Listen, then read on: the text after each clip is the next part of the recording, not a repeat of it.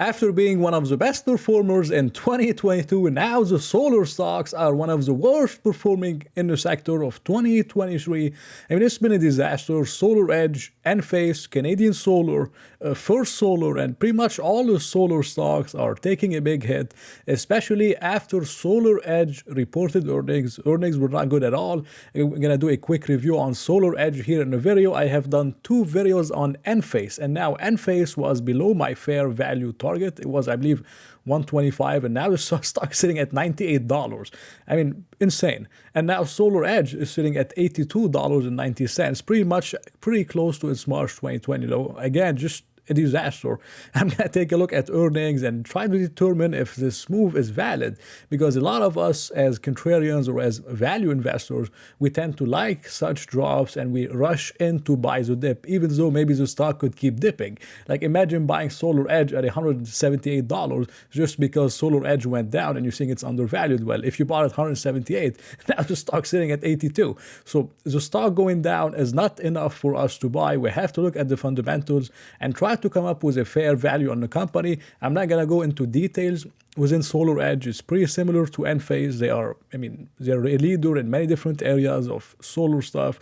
They have exposure to Europe and the United States, and Europe has been a rapidly growing market for the solar companies, especially for Enphase. Their US business was declining and their EU business was rapidly growing. And it was the same thing for Solar Edge until they pretty much reported preliminary earnings now for Q3 of 2023. I mean, it's been really, really bad. The CEO pretty much said there's a substantial unexpected cancellation and push-outs of existing backlogs from the company's European distribution due to high inventories and slow installation rates. I mean, it's been pretty crazy. And if you look at the margins of Solar Edge, this is what he's expecting. GAAP gross margins between 19 to 20%. This is a massive, massive difference from the previous margins, which they were 32% in Q2. So GAAP gross margins are going from 32%, to something like 19 to 20%. This is very, very bad. If you look at the non-GAAP operating income, now it's only between 12 million to 31 million versus the previous expectation, 115 to 135. I mean, this is crazy. This is a massive, massive difference from 135 million to 31 million. This is a massive, massive difference between just 3 months and a quarter. I mean, it's been crazy. And one of the reasons why, in my opinion, installations are so slow and a lot of people are canceling and maybe they're not deciding not to install solar anymore, not just in the United States, but in Europe, is because of interest rates. Because a lot of these residential areas, residential customers that Solar Edge and Enphase are exposed to, they used to finance the solar project at 0% interest rate. Well, now we don't have 0% interest rate anymore in the US, and it's the same thing in the EU.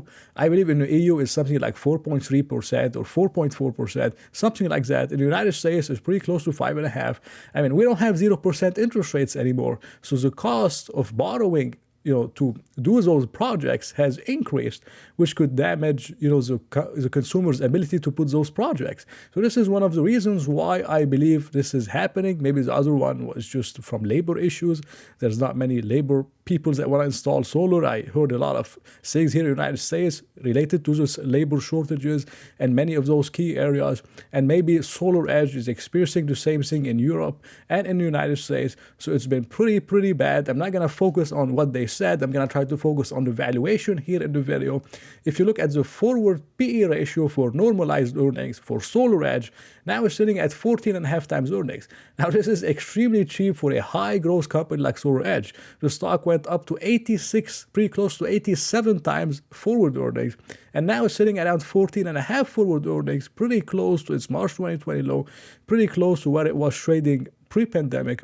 But a big trick with Solar Edge and these companies is the GAAP EPS and the normalized, because a lot of them, they have very high stock-based compensation expense, Enphase and especially Solar Edge. So now the company is trading around 14.5 normalized EPS for 2024. But if you look at the GAAP EPS, which is $5.71, it's trading much, much more than 14.5, closer to 21 or 22 times earnings in terms of EPS GAAP. So you have to make sure that you know the difference and you don't get fooled by just looking at the forward PE ratio and assuming that PayPal is cheap Enphase is cheap, Solar Edge are cheap. Maybe all of them are cheap. I believe PayPal is cheap, but PayPal is not trading at 10 times earnings. PayPal trading closer to 16 to 17 times earnings on GAAP numbers. This is a massive, massive difference because of stock-based compensation, and it's something you have to pay attention to.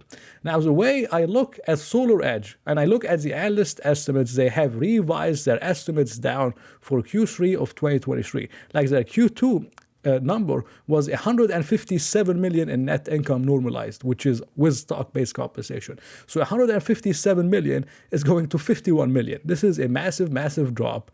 And in my opinion, I believe this is the worst case scenario for Solar Edge. I mean, I don't see it getting worse than that. I mean, they pretty much slashed guidance, they slashed gross margin, they slashed everything, which could potentially make it easier for the company to beat on future expectation numbers in the future. So I'm going to use the $51 million as a quarterly number, and I'm going to annualize it. So I get, the 50 million. And I just time it by four quarters. This is around $200 million. Now, in terms of a PE ratio, I'm going to try to use the mean multiple. But now we don't have as much growth as we had before because we don't have 0% interest rates. So what I'm going to try to do, I'm not going to take this EPS for the mean. So the all-time mean is something like 26 times. But I believe 26 times is pretty much the best case scenario with the current growth numbers of Solar Edge. So what I'm going to do, I'm going to take pretty much the average, the mean PE ratio before March 2020 to get a better idea. Now, before March 2020, when Solar Edge was growing a little bit slower than now, their PE ratio was around 15.5 times earnings on average. So if I get something like the 200 million quarterly net incomes that we annualized, which I believe is the worst case scenario, 200, and we time it by something like 15, this is around a $3 billion market cap. So shares outstanding are something like 56. So we take the 3 billion, we divide it by 56, we get something pretty close to $53 per share. Now, this is extremely, extremely low. I know a lot of you are going to laugh in this video, especially because Solar Edge is oversold. It could rally 20% tomorrow. I don't know what's going to happen. But for me, if I am looking to invest in Solar Edge with the disaster numbers that I'm seeing, I'm not going to use 150 million, or I'm not going to use the future estimates of between 100 and 140. I want something that's safer in the short term. I don't want to overpay for Solar Edge. Now, if I'm using 100 to 140 million as my numbers, Solar Edge is very undervalued at this price. But I want to use the worst case scenario. And if anything is better, then it's a plus for me. But if I annualize the 51 million or 50 million quarterly, which I believe is the worst case scenario, it's the worst that Solar Edge could put up, I'm using a pretty fair 15 times earnings with much slower growth, much higher inventories. I'm getting around $53 per share. $53 per share is, where the stock was trading at pretty much, in something like 2019. Now, I'm not sure if it's going there because the stock is oversold. But looking at valuations alone, this is my fair value on Solar Edge after they reported earnings and after the shocks that happened. $53. If it gets close to that, maybe 60 or 61, I think it would be extremely interesting. But for me personally, I would not touch Solar Edge something above $53 unless they come up with the earnings report and things are better than expected. But using the numbers that I have $53 as a worst case scenario in terms of upside. The best case scenario could be 60 to 65 to get a double over the next 3 to 5 years. This is my estimate, and it was not financial advice, of course. So thank you for watching the video. I really hope you enjoyed it. If you did, please press the like button and maybe consider subscribing. So I hope to see you in another video.